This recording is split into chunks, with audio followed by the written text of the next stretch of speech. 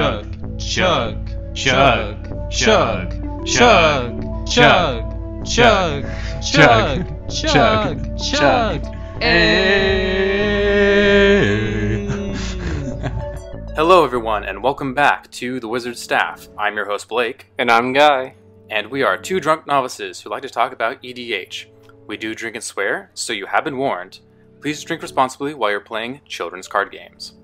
Tonight, we are talking about continuing our series of EDH themes with Voltron. The cartoon about the space robots? Exactly. Kind of. I'm still too young. I never watched that show, actually. Neither did I. I know that Netflix did their reboot, but I got too much anime to watch, so move aside. Before we get into the topic, should we talk about what we're drinking real fast? Yes. Well, before the episode, I decided to just chug one of the beers that I had. Not in the mood to drink too much tonight, so I just chugged one, went, brushed my teeth. Now I'm just drinking some water. So I'm a little, tipsy right now, but, just keeping it cool. Feels like cheating to me, but alright. As for me, I am drinking Dark Persuasion German Chocolate Cake Ale. That's right. It's supposed to taste like German chocolate cake, and it does not. My family makes German chocolate cake every year for my father's birthday, homemade, and so I know what it's supposed to taste like. This is not it, unfortunately. Would not recommend. However, it is brewed in Leavenworth, Washington, and that place is awesome. It's like a little Bavarian-themed village, the entire place. It's great. I love it. I sort of remember going there once. I don't know if it's with you or... I don't know. It's a good place. If you're ever in Washington State, would recommend. Alright, getting back on topic. This is our series about common deck themes in Commander, and tonight is Voltron. So we will 101. Yep, 101. We'll be talking about what it is, how to play and build it, popular commanders for it, and a bit of a Q&A and a discussion at the end just to kind of wrap everything up. So Blake, are you familiar with Voltron? Oh, so any of you are listening, you're like, well, what does this guy know about Voltron? Yeah, what do you know? You're just a scrub. I've been playing a deck for about 5 years, every weekend, and that would be a Voltron deck. It's probably my favorite archetype, actually. So I have learned all of the mistakes and all of the ways to win successfully with this archetype. So I'm going to impart 5 years of wisdom. And if you ever meet me in person, I'll probably still be playing that deck. So what is Voltron, Blake? So Voltron is basically a deck archetype with the goal of casting one creature, then using other cards such as auras or equipment to enhance that creature and making it a severe threat for your opponent. The archetype's name derives from the Japanese animated series Voltron, which we kind of talked about. It's 5 or 6 Transformer-like things coming together. Yeah, they come in, they're I think there's there's wolves, they're animals, and then they transform, and then they all be different body parts to make up a full humanoid mecha. That's it, that's the entire show. So, how does this actually work in terms of the rules and commander format? Well, if a player has been dealt 21 or more points of combat damage by a particular commander during the game, that player loses the game. Because the format originally wanted the Elder Dragons to be able to kill a player with 3 hits. 7 power, 3 hits, that's 21. 7 times 3 is 21. Boom. So it doesn't stack among all the commanders, it's only one specific commander. Correct. And to further explain any complications, the best way to think about commander damage is that the physical card, your commander, is the card that deals commander damage. Some examples is, even if it's flipped and turned into a 2/2 by a card like Ixodron, that 2/2 creature is still doing the combat damage. Say that your commander is changed by Frogify. It's still the same card, it's still chipping in for commander damage. Let's say you play a Spark Double, and Spark Double becomes a copy of your commander. That is a different physical card, and it does not do commander damage. So if I were to create a token, let's say with like the Helm of the Host, that creates a token of my legendary creature, but it gets rid of the legendary clause, but that still will not create the commander damage when it goes into swing. Correct. That token is not the physical card. Alright. Alright, so on that note actually, when thinking about Voltron, a key concept is the clock. What does that mean? If you have 21 or more power, that's a 1-turn clock. In 1 turn, you can kill your opponent. Let's say you're at 11 power, then that's a 2-turn clock. 11 and then 11. Then the next level is 7 power, in which it's a 3-turn clock. That is to say if the commander can go in and swing for the full amount of damage.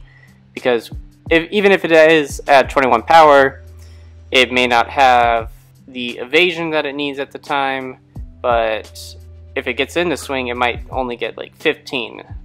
And we will get to that. One of the more difficult aspects about piloting Voltron is deciding who to attack first. And there are 3 typical questions I will ask myself, and you should ask too, which is, who is playing the most potentially strongest deck? Unless you explicitly know your opponent has a more casual build of a powerful commander, then this is your primary target. These are often the combo decks. You should get a feel within the first few turns based on the cards that they play as to whether or not it's a casual or tuned up build. If you're not confident in your deck assessment, don't worry, that will come with skill and time as you play commander. Another question is, who is the farthest ahead? One opponent is usually ahead of everyone else. You don't want them to run away with the game and just win. You don't want them to just run away with the game, is the saying. They're often a good choice to attack first.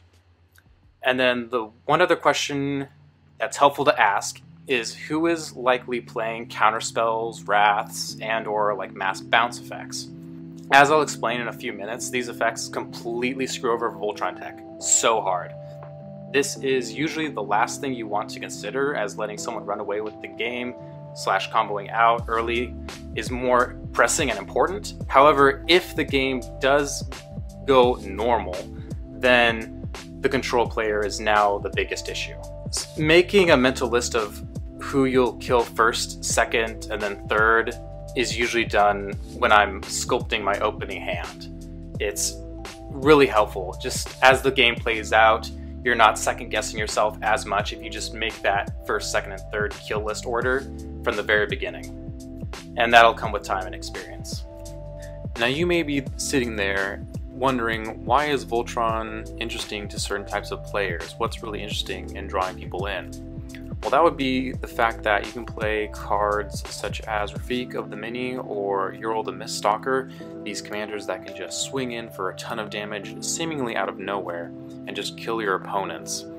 In addition to that, if you are playing a certain Voltron deck and the game goes on long enough and you've built up this giant massive threat, it's fun to kill someone, turn to your other opponents and be like, alright, deal with this 15/15, double strike, first strike, indestructible, hexproof, lifelink, vigilant monstrosity that I have made. Good luck. So, without any further ado, I'd like to move into what I would like to call the order of desired abilities. When you are playing a Voltron commander, you really want to look for these 6 abilities, and specifically in the order that I am about to tell you. So number 1 is Uncounterable. The commander text rule states that you must pay an additional 2 generic mana for each time you've previously cast your commander from the command zone. And this is a huge tempo loss if you're having to recast your commander over and over and over again.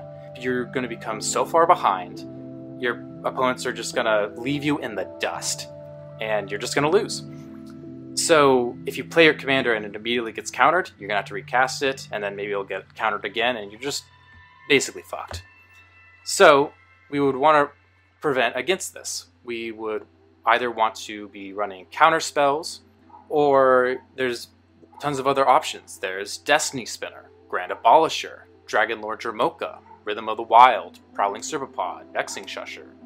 Veil of Summer, Savage Summoning, Conqueror's Flail, and Cavern of Souls, and a multitude of others. That will make your Voltron commander uncounterable, basically. And then you can also run flash enablers, like Leyline of Anticipation, Vernal Equinox, Vidalcan Orrery, or others. This way you can flash in your Voltron commander at the beginning of your opponent's end step before your turn, and that really narrows the window of opportunity when your commander could be countered. If you don't have a protection piece out while the control player has untapped mana and lots of cards in hand, it is actually better to just take a turn off. Like, believe me, it fucking sucks. But like, it's often, in my experience, worth it to just maybe try and bait out that counterspell with some other cards and then slam down your commander. It's much more effective that way. Also, on that note, Voltron commanders rarely are above like 6 CMC because of this issue, this recasting commander tax issue. You'll have to do 6 and then 8 and then 10. Like, that is just way too much mana, even for EDH. Well, let's talk about number 2 most important keyword ability, which is Hexproof. Almost all EDH decks run spot removal, as they probably should be, and these can be used to target your commander and kill them. Again, we're back at the issue of the commander tax recasting issue. So in order to avoid these things, we would preferably like your commander to already have Hexproof, but if they don't, we got options. We've got some enchantments like Alpha Authority, Canopy Cover, Curator's Ward. There's artifacts like Champion's Helm, Mask of Evasion, and Swiftfoot Boots. We've got a few options here. Really depends on what colors you're in. An important note I want to make is that Hexproof and Shroud are different. This definitely confused me as a brand new player, but if you use Shroud, you cannot target your commander to put more auras or equipment on it. You kind of have to do, like, I call it boot switching, like move, say, your Lightning Greaves between 2 creatures over and over and pilot on that way. It can be done. You can run like Lightning Greaves, but you do give your opponents a window of opportunity to like spot removal it. Would you ever want to still run Shroud, or is Hexproof always just the preferable quality that you would want? Like, is there ever a good opportunity for you to run a card that would just give it Shroud if it runs in the deck nicely enough? That's a good question. Obviously, we always want Hexproof first, but often due to color pie restrictions, you don't always have access to that, so you do the next best thing, which is Shroud. Shroud is better than nothing. Alright, so number 3 of our desired abilities is Indestructible. If the commander gets destroyed by a Wrath effect, you again have to run into this commander tax recast issue, and you'll just lose. In addition, you'll lose a lot of your auras and equipment will fall off of them. It's just a huge tempo blowout. So luckily, we have lots of indestructibility granting effects in the form of like Shield of the Oversoul, Shielded by Faith, Indestructibility, or even Bear Umbra. And now, Bear Umbra doesn't grant Indestructibility, it grants the Totem Armor. So that acts as a pseudo Indestructibility, but it's still worthy of, being slotted into a deck. Yeah, especially if you're in colors that don't grant Indestructibility. It's sort of like Hexproof is to Shroud as Indestructibility is to Totem Armor. It's like, it's better than nothing. It's just another layer of protection. It is worth running if you don't have the colors for it. There's also options in equipment such as Darksteel Plate, Hammer of Dazan, Shield of Kaldra, Bastion Protector, and then Avacyn Angel of Hope are some creatures that grant Indestructibility. Yeah, any deck that runs Avacyn Angel of Hope, that's a good deck. That's a good deck. Yeah. I love her. Not biased at all there? Nope. Alright, we'll move on to number 4, which is Unsacrificeable. You often only have one creature, your commander, because this is a Voltron deck. You are focusing on one creature and making it very, very large and intimidating. And then you don't just want someone to then cast, Fleshbag Marauder, get rid of it, and you're just fucked. So a lot of black cards like Plague Crafter, Fleshbag Marauder, Grave Pact, Dictate of Erebos, this hard screws you over. And unfortunately, of all the categories, this has the fewest number of ways to protect yourself. There's, at the time of recording, there's only actually like 3 cards that prevent you from having to sacrifice your stuff, and that's Sigarda, Host of Herons, Tajuro, Preserver, and Tamio, Collector of Tales. And if you're in these colors, you probably are running them, and if not, you're probably finding ways to increase your creature count, because you just can't afford to like lose to a fucking Fleshbag Marauder and just like might as well scoop. That's dumb. No one wants that. So number 5, we are now looking at Evasion. Some examples of Evasion would be protection from creatures, so that the creature, your opponent's creatures, can't block, or just give it unblockable, or give it trample, like make it just really big and the damage will trample over and it doesn't even matter that they blocked, really. We've got cards such as Spirit Mantle, Holy Mantle, Unquestioned Authority, Thassa, God of the Sea, Aqueous Form, Rogue's Passage, Whisper Silk Cloak, Prowler's Helm, Forebear's Blade, Rancor. I could go on for like another 5 minutes. We've got tons of options here, no matter what color you're in. And then number 6, we've made it. And the final category is what I call final buffs. This is stuff that gives like +X, like +5, for example. Double Strike, Lifelink, Vigilance, First Strike, Haste, some other random keyword abilities that are just kind of like sprinkles on top. And some good examples would be Black Blade Reforged, Ancestral Mask, Ethereal Armor, Duelist Heritage, Battle Mastery, Fire Shrieker, Armadillo Cloak, Unflinching Courage, Daybreak Coronet, Loxodon Warhammer, blah blah blah blah blah. There's tons of options here. The number one problem I see in Voltron decks is that they start putting in a lot of these final buff cards way before all the other effects 1 through 5 that I've listed. It's like, okay, this is like the last thing you do. Can you elaborate at that a little more? Because when I think Voltron, and the thing about that is scary, really strong creature with a lot of power and toughness, and if you do want to try and kill your opponents the fastest, you do want to have a lot of these final buffs. But if you're saying that this is kind of the last step that you need to do, what if I don't have enough room to then get my commander to be up high enough in order to kill in that one hit, 1 turn clock? Yeah, that's a good question. I'll put it like this. So, say you have your Voltron commander out, you've given it +10/+10, Double Strike, Vigilance, First Strike, Lifelink. Cool, awesome, right? It's really intimidating. Alright, Fleshbag Marauder. Get rid of it. Or Hero's Downfall. Get rid of it. That's all gone. Or maybe they countered it before you could even do that. Or they played a Wrath and it's just all gone now. It doesn't really matter how like well you built it up if like you don't have those first things done. That's why I listed those 6 abilities in that order. That's why you want to make it Uncounterable, then Hexproof, then Indestructible, then Unsackable, then Evasion, and then you can do the final buffs. Okay. Coming now to like the rest of the deck, unfortunately Voltron is pretty broad, and especially in what colors you're in, it really will affect your ramp package, your draw package, your removal, your protection, your tutors, your recursion. So I could try to list some examples, but I would very quickly find myself contradicting myself or not saying enough. So I'm not even going to attempt to. It really just depends on what Voltron commander you're doing. So if you've been watching our YouTube video so far, you've been seeing cards on the screen, and you've probably noticed a pattern.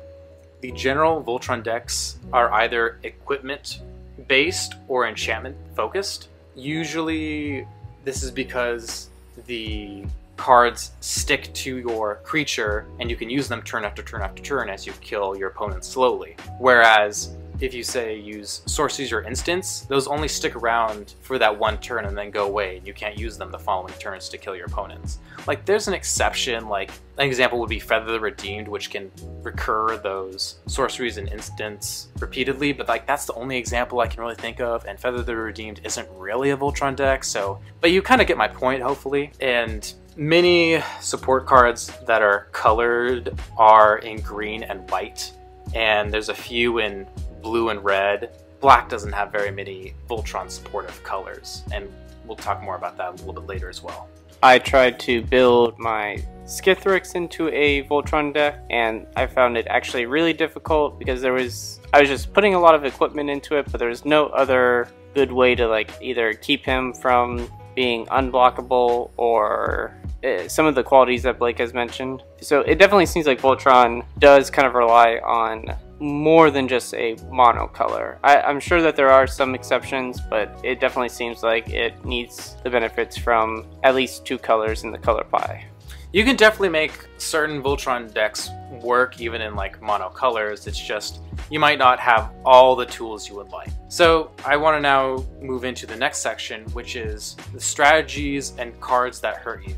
So I have another question for you, Blake. Earlier you talked about how you need to like sculpt your hand and then kind of pick the opponent that you're going to kill in like first, second, third. What would be a good hand to open up with to kind of make sure that you're getting the key pieces that you need for your Voltron strategy? That is a tough question. You probably want some lands, any sort of mana ramp. Get your commander out as quickly as possible so you can start swinging as soon as possible. Hopefully you have some protection piece, like something that makes your commander uncounterable or a flash enabler so that you can get around the control player. That's really the sort of cards I would recommend to look for in your opening hand. If you see, all right, I have this card that gives double strike. This is useless for the first few turns. This isn't what I want to be doing right away. Does that make sense? Yeah, so the main idea is just get the commander out first and then add in the buffs. Yeah, that's what I was saying. So cards that add to that strategy. Okay. Ramping, make sure it lands. Maybe some sort of draw effect to refill your hand so that you can start making that commander strong as soon as possible. Those are the things you want to see. Yeah. Okay. So now I would like to move into the next section, strategies and cards that hurt you. So I've been playing a Voltron deck for about 5 years. I've kind of seen it all. I am going to now kind of synthesize what you do not want to see. And you're going to start seeing some parallels to what I just talked about earlier. Counterspells. That really hurts you because you have to recast your commander. Spot removal. That really hurts you because you'll have to recast your commander. Wraths. Specifically, like, destroy all creatures. You're going to have to recast that commander there, bud. And Mass Exile, but I don't really actually count this one because nobody plays Mass Exile. Not really, and if you do, you're kind of a weirdo. So it's funny that you say that because I rebuilt my Evasion deck to kind of be hate bears and stacks, and one of the new cards that I included in it was Ravnica at War, which is 3 and a white, exile all multicolored permanents. Oh, that's evil. Yeah, because, I mean, I always thought that was such a bad card, because I'm like, oh, I run a monocolored deck. This is going to be garbage if I'm going up against other monocolored decks. But that is actually hardly ever the case, so it can do quite a bit of damage. So, good card to pick up. So, if you're weird like Guy over here, you're running Mass Exile, but most of the time, this is not an issue. What it is an issue, however, is those Edict sacrifice effects. Oh, sacrifice that one creature you had, your Voltron deck, you're fucked. Also, Winds of Abandon. Just keep digging your own grave there, bud. Sounds like Evasion can kick Sigarda's ass. Oh, fucking fight me. That was fun. So another main issue we have is mass bounce effects. Cards like Cyclonic Rift and Evacuation. Everybody loves that Cyclonic Rift, right? So these are frequently played and they really slow you down. Luckily they are bounced to your hand, so you don't have to pay commander tax. You just play whatever they originally cost. However, this is just a huge blowout in tempo, and there are a few options such as Teferi's Protection, or if you're more of an Enchantress build, you have Flicker Form. But Voltron decks are aggressive, and usually holding up that 4 mana for Flicker Form really hurts, because that's 4 mana you could have been spending to buff up your creature and then kill somebody. So, unfortunately, there aren't too many other options. You got things like Dragonlord Jamoka, Conqueror's Flail, and Grand Abolisher, so they can't bounce on your turn as you attack into them. But this is just sort of something you need to think into when you're starting the game, like, oh, that's a blue player. They might have Cyclonic Rift. I should maybe start attacking them first, and that's part of the thought process you have during your opening hand. Another strategy that hurts us is combo. Combo decks can win suddenly and before you can kill them and focus them down. You want to use your removal and your threat assessment skills to eliminate key permanents on their board Obviously, 2-card combo pieces are easiest to identify. You've probably seen Sanguine Bond and Exquisite Blood, so once you see one of them, you know to get rid of it, because they're probably going to play the next one next turn. And as you become more experienced as a player, you're obviously going to become better at identifying combo pieces, especially if you're playing with your friends and you see it over and over again. This will just come with time. One of the last strategies that hurt us is go wide creature decks. As a Voltron strategy, you tend to only have a few creatures. Most of your creatures are small and you don't want to chump block with them, because obviously they're probably giving you some sort of value to your Voltron strategy. So how do you deal with go wide creature decks? You kill them before they kill you. It's that simple. If you just like smack them to death, all of their creatures go away and you don't have to worry about a crackback. You could also play wrath effects such as Winds of Wrath, Divine Reckoning, or Single Combat, but this all heavily depends on what type of commander you're doing. Also, Defense of the Heart can punish these decks, as well as a majority of EDH decks. They can cheat out huge blockers like Avacyn Angel of Hope or Dragonlord Jamoka or whatever other creatures you have in your colors as huge chump blockers. Depends on what colors you're in. So, again, another category you want to look out for is Pillow Fort decks or Fog decks. You know, some weird people out there like to play Fog consistency, like a Galta Fog deck or whatever. That sounds weird. Yeah, those people are weird, aren't they, Guy? Yeah, I have my Galta creature only deck. Guy used to have Galta Fog Tribal. Anywho, I won't embarrass him too much. Getting back on track, commander damage can only be done as combat damage. So if your commander can't connect, say because of a Glacial Chasm or a constant fog effect, you basically lose.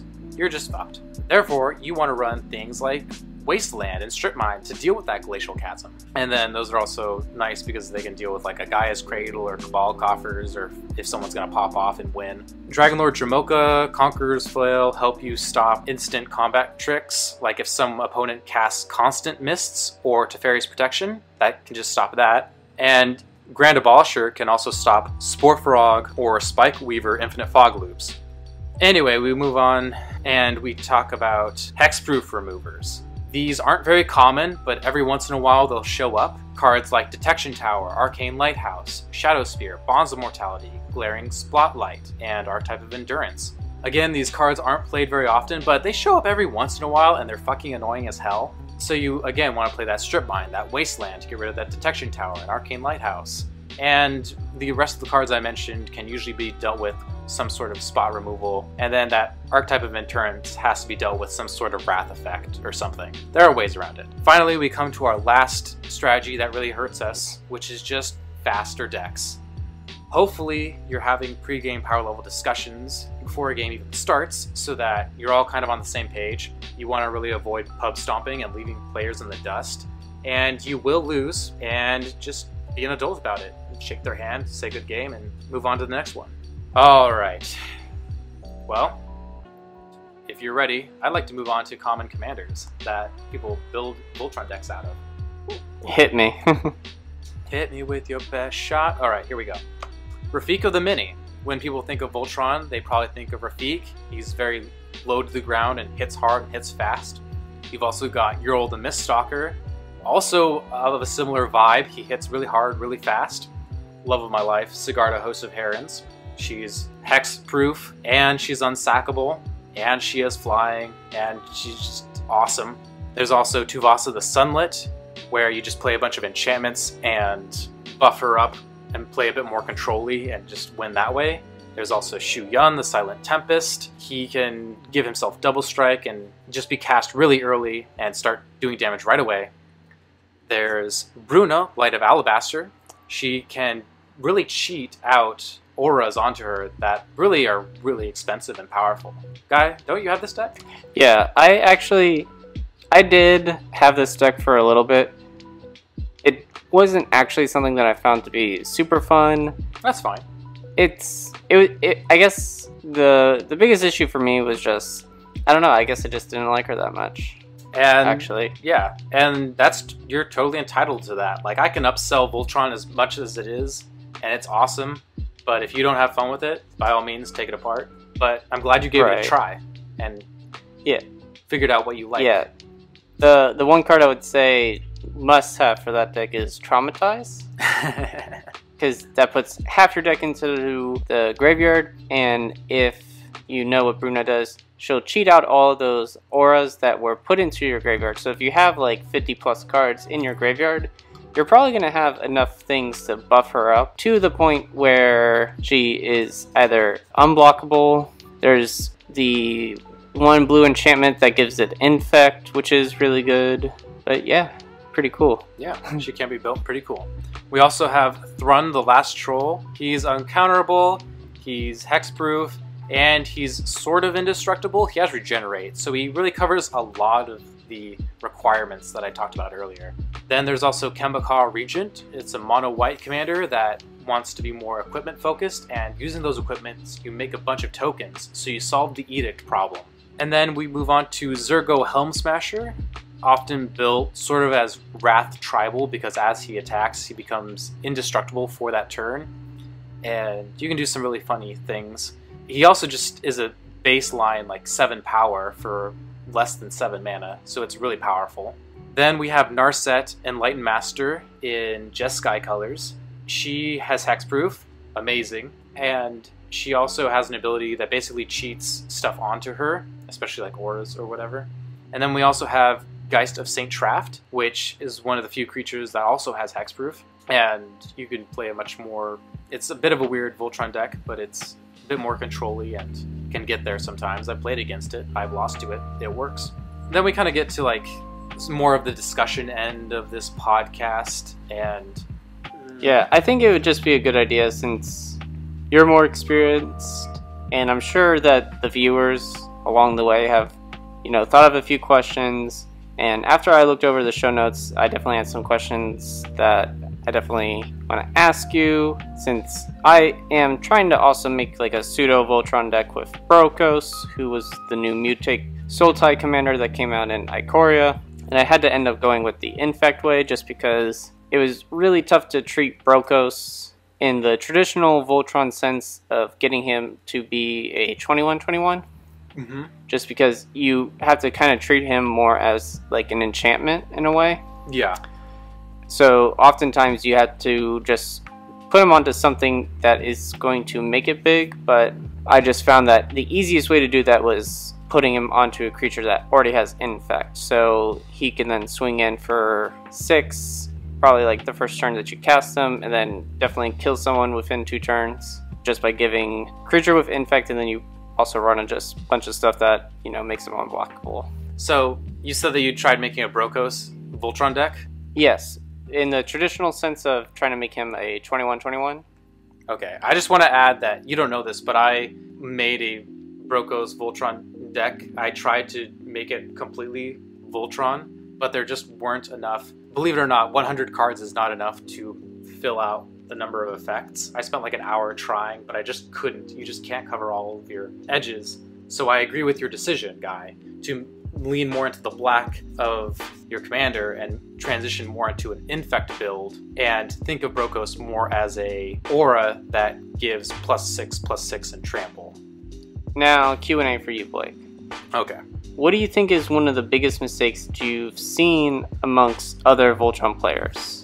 Ooh, that's a good question. I think I answered this a bit earlier, but I think it's worth restating that the biggest issue I see is people play too many of those final buff effects, those +X/+X, double strike, first strike, lifelink, haste, those sorts of effects. They put way too many of those in, and not enough of the uncounterable, hexproof, indestructible, unsackable effects. Because it's like, okay, cool, you made this giant thing, but then I just play one like removal spell or whatever and it's gone forever. And you're just completely blown out and you might as well scoop. It's like, you need to prioritize. And also, I do have a second answer to this question, but it's a bit more of a nitpick and it's just kind of my personal own thing. It's what I call shooting yourself in the foot. And it's basically when you are playing Voltron and you accidentally stop yourself from continuing to buff your commander. An example would be a card such as Greater Auramancy, where it gives your enchantments Shroud, but it also gives your creature Shroud, and you're in an enchantment deck, and you can no longer cast auras onto your commander.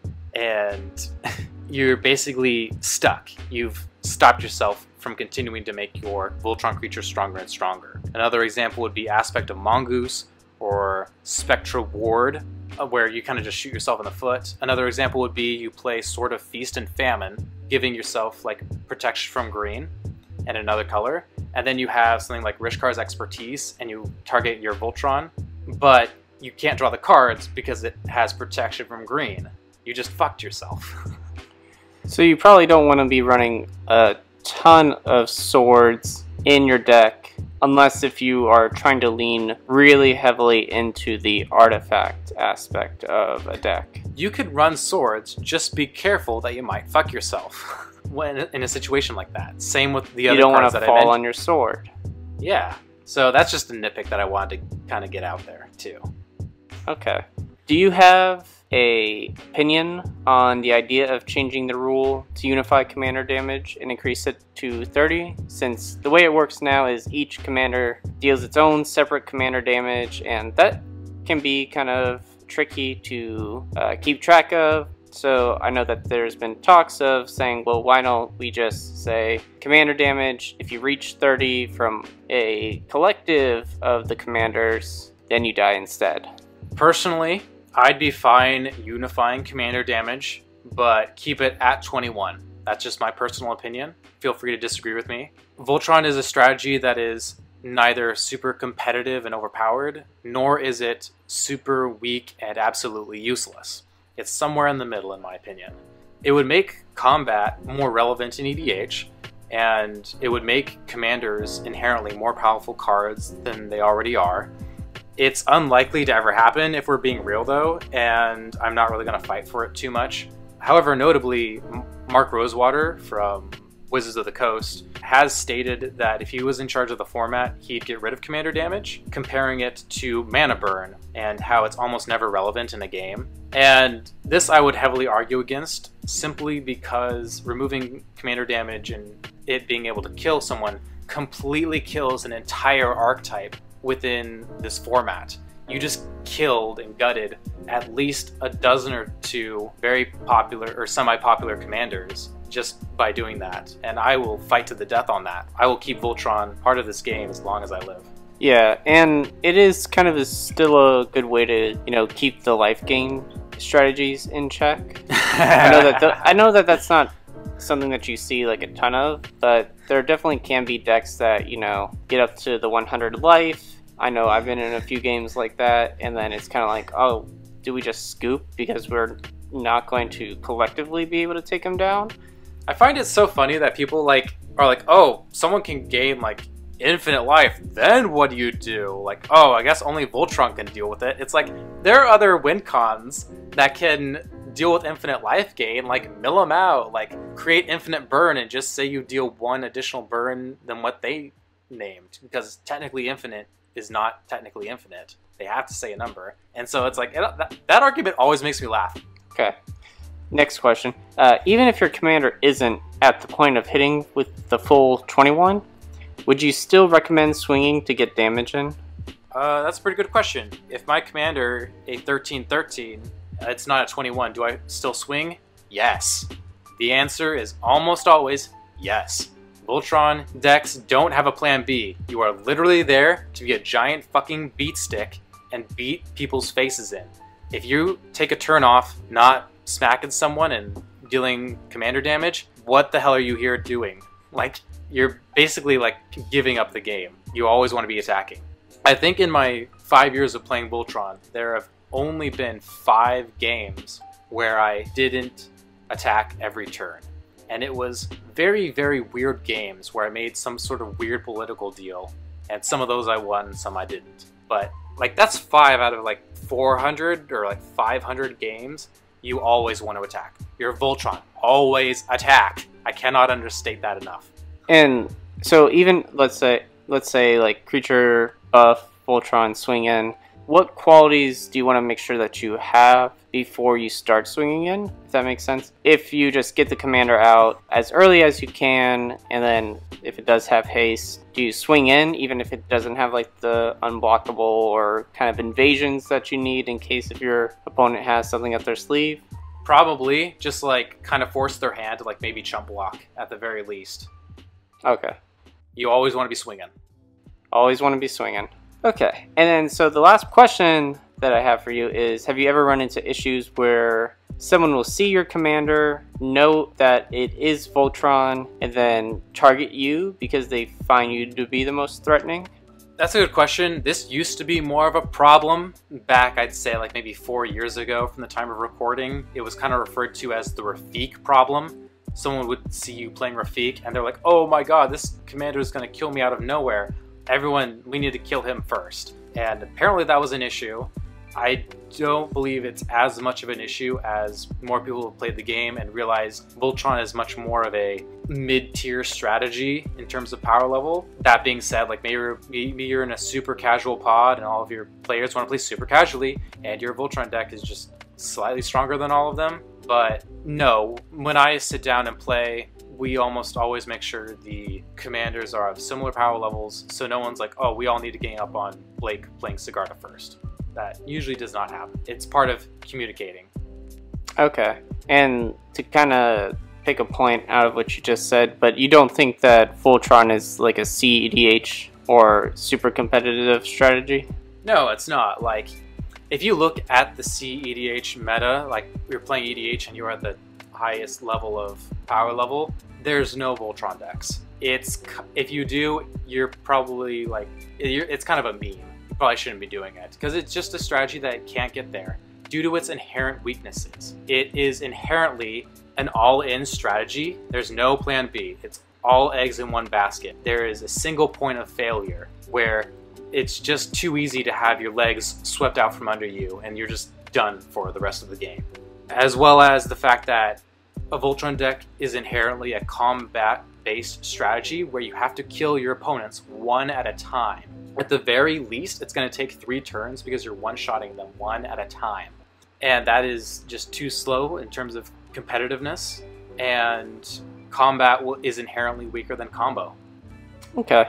That kind of wraps up all the questions that I had for you. Well, those are some good questions, and thanks for asking those. But I think we'll wrap up on a few final thoughts. If you do want to play Voltron, in terms of budget, the more colors you are in, the more expensive it'll become because of the lands you'll have to play. You might have to play duels and shocks and fetches the more colors you do. So fortunately, there are numerous Voltron decks that are only in monocolor or 2 colors. And even if you do 3 colors, you can totally build a budget 3-color mana base. And if you do an equipment build, just be warned that the swords cycle can be expensive. I think each of those is like $50 or something, give or take. At the very least, except for the Modern Horizons ones. Yeah. And if you do go more of an enchantment build, certain supporting cards can be expensive, like Sylvan Library, Exploration, Replenish, and Enlightened Tutor. But again, those all have budget options. It can be played on a budget. Then there are certain sub-themes to Voltron. That guy, you kind of alluded to it earlier, Infect, like Skithrix, or your Brokos deck. If you're in black, you can start skewing more towards Infect. Yeah, Skithrix has definitely... I made it initially as Infect Tribal, but Skithrix is probably one of the stronger Infect creatures, so you could definitely build him that way. Same with Brokos. If you want to kind of build the Sultai, that's kind of the route that you have to take. I don't know of any other commander in the Sultai where I think that would be possible. And I guess this may go into one other question I have for you, Blake, is that, you know, you kind of alluded to this in the meme that you made a while back ago where, you know, people just kind of arbitrarily will pick a card that they like a lot and they'll be like, can I build Voltron from this? Like, what would you have to say to those people when maybe they're just buying into the hype of a new legendary creature and they're just like, yeah, Voltron seems like the way to go? Yeah, so it's definitely a meme where like a new legendary creature comes out, but it's so incredibly mediocre and forgettable, and everyone's just like, is this a Voltron deck? And it's like, I just facepalm every time they say that, because it's like, it's actually really difficult to build Voltron, if I've proved anything in this episode. You need to cover so many weak points in order to just even function. So it's like these people say this and it's like, what of this card says to you that you can do Voltron? Like Snapdax is an example, like okay, it's double strike, but like nothing else besides that. It yells Voltron. It's like, oh my god, I just want to die.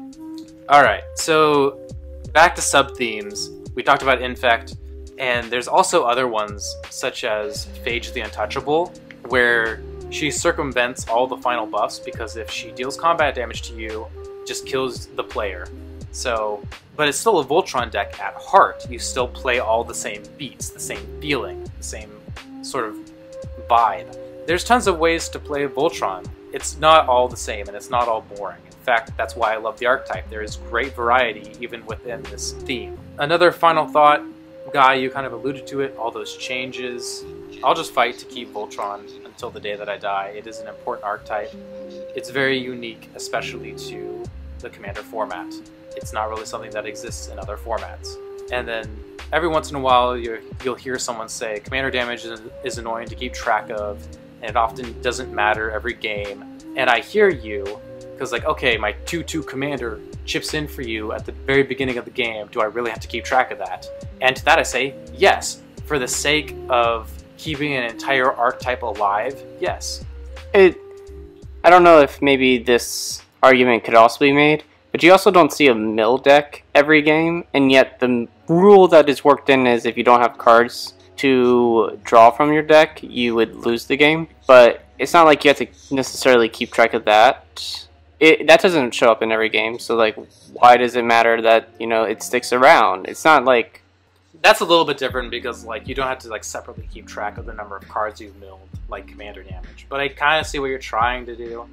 I was just trying to help, but I guess my example wasn't the best. Wrapping up final thoughts, if you are new to Voltron, I would recommend it. Even if you're like Guy, you try it out and you don't like it, well, then you found out that you don't like it, and that's perfectly fine. I'm glad you tried it out.